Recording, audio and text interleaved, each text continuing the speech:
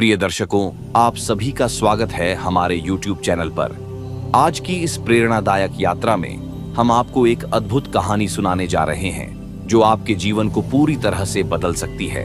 यह कहानी महान संत गौतम बुद्ध के जीवन से ली गई है और इसके माध्यम से हम आपको एक महत्वपूर्ण संदेश देने वाले हैं। जैसा आप सोचते हैं वैसा ही आप बनते हैं। आज के इस वीडियो में हम 3 मुख्य चरणों में यह समझेंगे कि हमारे विचार किस तरह हमारे जीवन को आकार देते हैं और कैसे हम अपने मन को नियंत्रित करके अपने भविष्य को बेहतर बना सकते हैं।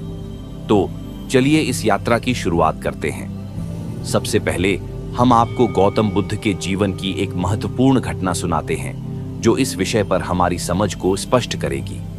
गौतम बुद्ध, जिन्हें पहले सिद्धार्थ कहा जाता था, एक राजकुमार थे।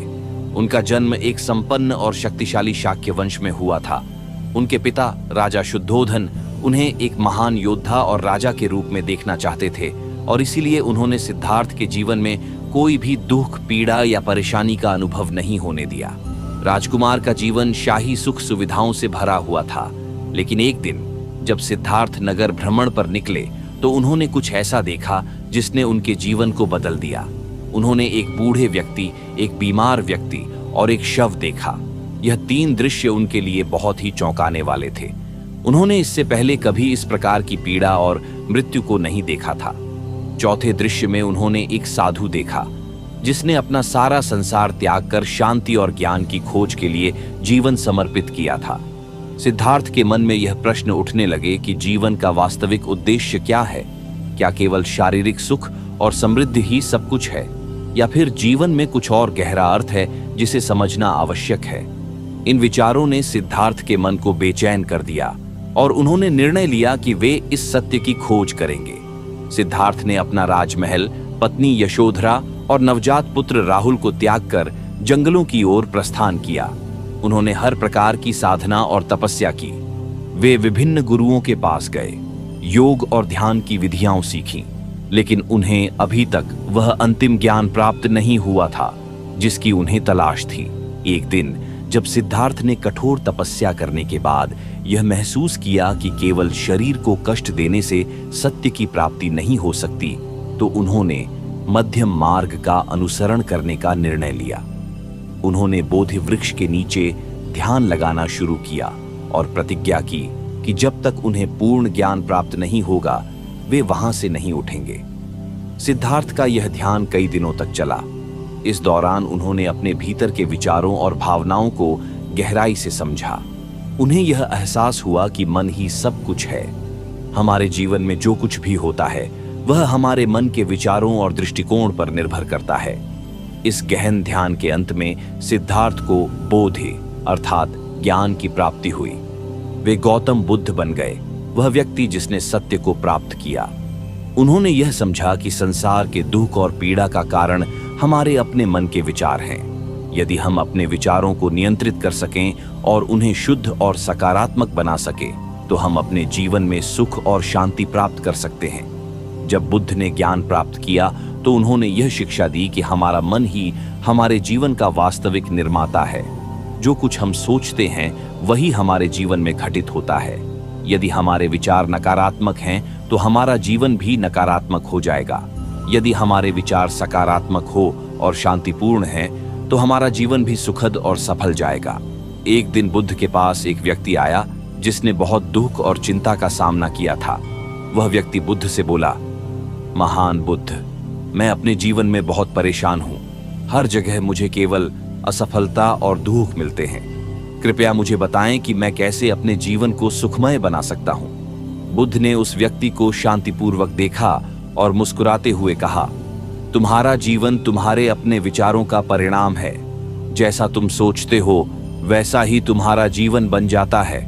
वह व्यक्ति चौंक कर बोला, क्या इसका मतलब यह है कि मेरे विचार ही मेरी समस्याओं का कारण है? बुद्ध ने उत्तर दिया, हाँ बिल्कुल, तुम्हारा मन तुम्हारा सबसे बड़ा शत्रु भी हो सकता है और सबसे बड़ा मित्र भी। यदि तुम अपने विचारों को सकारात्मक और शुद्ध बनाओगे तो तुम्हारा जीवन भी सुखमय और सफल हो जाएगा। बुद्ध ने उस व्यक्ति को एक उदाहरण देकर समझाया। उन्होंने एक कहानी सुनाई। किसी समय की बात है, एक गांव में एक किसान रहता था। वह अपने खेतों में हर दिन कड़ी मेहनत करता था, लेकिन वह हमेशा अपने भाग्य को कोसता रहता था। उसे लगता था कि चाहे वह कितना भी मेहनत कर ले, उसे सफलता नहीं मिलती। उसकी सोच हमेशा नकारात्मक रहती थी। एक दिन गांव में एक साधु आया। उसने किसान को उसकी चिंताओं से परेशान देखा। साधु ने किसान से पूछा, तुम इतने दुखी क्यों हो? किसान ने अपनी परेशानियां बताई। साधु ने मुस्कुराते हुए कहा, तुम्हारी परेशानियों का कारण तुम्हारे अपने विचार हैं। तुम सोचते हो कि तुम्हें सफलता नहीं मिलेगी, और यही कारण है कि तुम्हें असफलता मिल रही है। तुम्हारा मन तुम्हारे जीवन का वास्तविक निर्माता है। अगर तुम अपनी सोच को बदलोगे तो तुम्हारा जीवन भी बदल जाएगा। किसान ने साधु की बातों पर पहले तो विश्वास नहीं किया, लेकिन बाद में उसने इसे आजमाने का निर्णय लिया। उसने अपनी सोच को बदलने का प्रयास किया। अपने आप से कहना शुरू किया, मैं सफल हूं, मेरे खेतों में अच्छी फसल होगी, मेरे जीवन में सब कुछ अच्छा हो रहा है। धीरे धीरे उसकी सोच में बदलाव आने लगा और उसके खेतों में भी भरपूर फसल होने लगी। उसका जीवन बदल गया क्योंकि उसने अपने विचारों को बदल दिया था। बुद्ध ने उस व्यक्ति को यह कहानी सुनाकर समझाया कि हमारा मन बहुत शक्तिशाली है। यदि हम अपने मन को सही दिशा में लगाएं तो हम असंभव को भी संभव बना सकते हैं। उन्होंने कहा, जैसा तुम सोचोगे वैसा ही तुम बनोगे। यह एक शाश्वत सत्य है। यदि तुम अपने मन को नकारात्मक विचारों से मुक्त कर सको और उसे सकारात्मक दिशा में केंद्रित कर सको तो तुम्हारे जीवन में सुख और शांति का आगमन होगा। इस कहानी और बुद्ध के उपदेश से हमें यह महत्वपूर्ण शिक्षा मिलती है कि हमारा जीवन हमारे विचारों का परिणाम है। यदि हम अपने विचारों को नियंत्रित कर सकें और उन्हें सकारात्मक दिशा में मोड़ सकें तो हम अपने जीवन को पूरी तरह से बदल सकते हैं। आप प्रश्न यह उठता है कि हम अपने मन को नियंत्रित कैसे करें, हम अपने विचारों को सकारात्मक दिशा में कैसे मोड़ें? बुद्ध के अनुसार मन को नियंत्रित करने का अर्थ है अपनी भावनाओं, विचारों और इच्छाओं को समझना और उन पर सही तरीके से प्रतिक्रिया देना। यह एक ऐसा विषय है जिसे हर कोई अपने जीवन में अनुभव करता है। मन का स्वभाव चंचल होता है, यानी यह लगातार इधर उधर भागता रहता है। कई बार हम ध्यान केंद्रित नहीं कर पाते और गलत फैसले ले लेते हैं। इस स्थिति से बचने के लिए मन को नियंत्रित करना बहुत जरूरी है। मन को नियंत्रित करने का सबसे पहला कदम है इसे समझना। जब हम किसी स्थिति में होते हैं तो हमारे मन में अलग अलग विचार और भावनाएं उठती हैं। कई बार ये विचार अच्छे होते हैं और हमें सही दिशा में ले जाते हैं, लेकिन कई बार ये विचार हमें गलत रास्ते पर भी ले जा सकते हैं। इसलिए सबसे पहले यह समझना जरूरी है कि किस प्रकार के विचार हमारे मन में आ रहे हैं। जब हम अपने विचारों को पहचान लेते हैं तो उन्हें नियंत्रित करना आसान हो जाता है। इसके बाद हमें अपनी भावनाओं पर ध्यान देना होता है। भावनाएं स्वाभाविक होती हैं और हम उन्हें पूरी तरह से रोक नहीं सकते, लेकिन हम यह जरूर कर सकते हैं कि जब कोई भावना हमें घेर लेती है तो हम उस पर काबू पा सकें। उदाहरण के लिए, अगर हमें गुस्सा आता है तो हमें खुद से यह सवाल पूछना चाहिए कि क्या यह गुस्सा वाजिब है? क्या इस गुस्से से स्थिति में सुधार होगा? जब हम इन सवालों के जवाब ढूंढते हैं तो अक्सर हमें पता चलता है कि गुस्सा करने से कुछ हासिल नहीं होगा। इसी तरह डर, ईर्ष्या, चिंता जैसी भावनाओं को भी समझकर नियंत्रित किया जा सकता है। मन को नियंत्रित करने के लिए ध्यान यानी मेडिटेशन भी एक बहुत प्रभावी तरीका है। जब हम ध्यान करते हैं तो हमारा मन स्थिर हो जाता है और हम अपने भीतर की शांति को महसूस कर पाते हैं। ध्यान से हमें यह समझने में मदद मिलती है कि हमारे मन में क्या चल रहा है और हम कैसे अपनी ऊर्जा को सही दिशा में लगा सकते हैं। ध्यान हमें सिखाता है कि कैसे विचारों को आने दिया जाए और फिर बिना किसी जजमेंट के उन्हें जाने दिया जाए। इससे हम अपने विचारों पर हावी नहीं होते, बल्कि उन्हें बेहतर ढंग से संभालना सीख जाते हैं। मन को नियंत्रित करने का एक और तरीका है सांस पर ध्यान देना। जब हम सांस लेते हैं तो हमारा शरीर और मन आपस में जुड़े होते हैं। अगर हम अपनी सांसों को नियंत्रित कर लेते हैं तो हमारा मन भी शांत हो जाता है।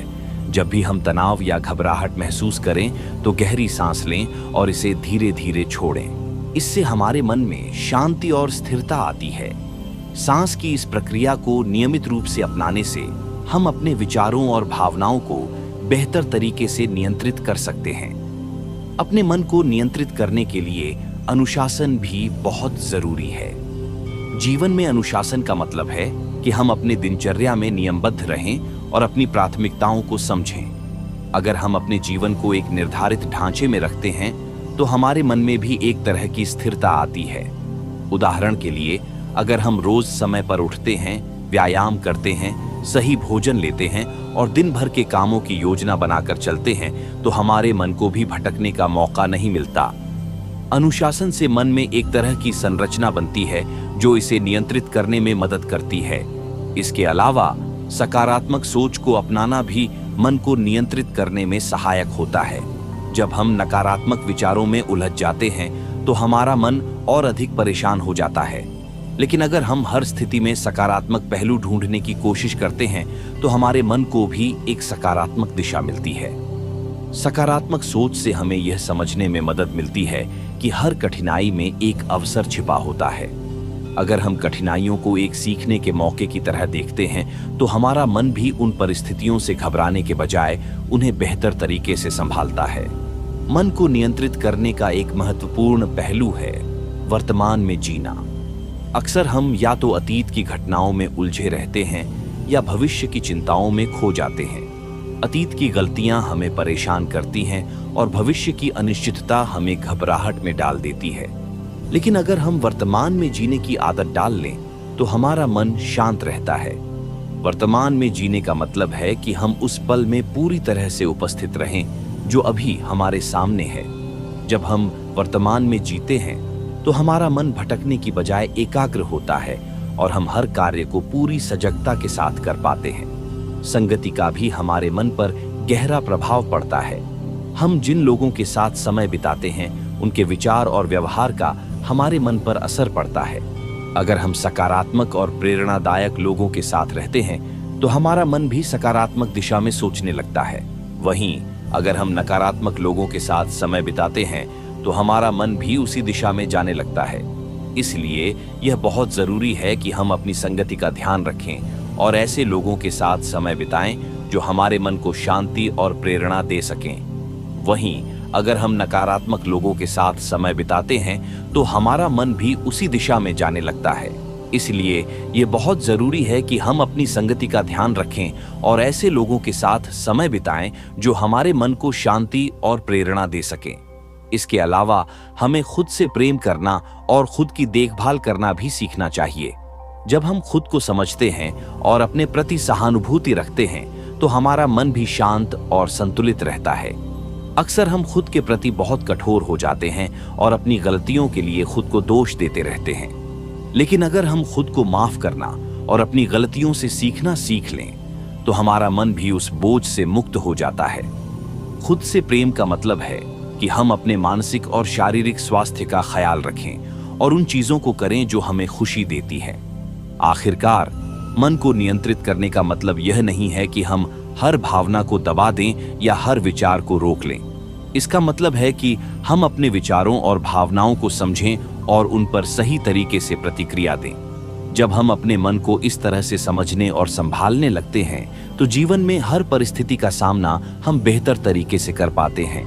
मन को नियंत्रित करना एक अभ्यास है जिसे समय और धैर्य के साथ सीखा जा सकता है। उम्मीद करते हैं कि आपके जीवन को बदलने में हेल्प करेगी। यदि आप हमारे चैनल में पहली बार आए हैं तो चैनल को सब्सक्राइब और वीडियो को लाइक करना ना भूले। मिलेंगे नेक्स्ट वीडियो में, तब तक के लिए जय हिंद।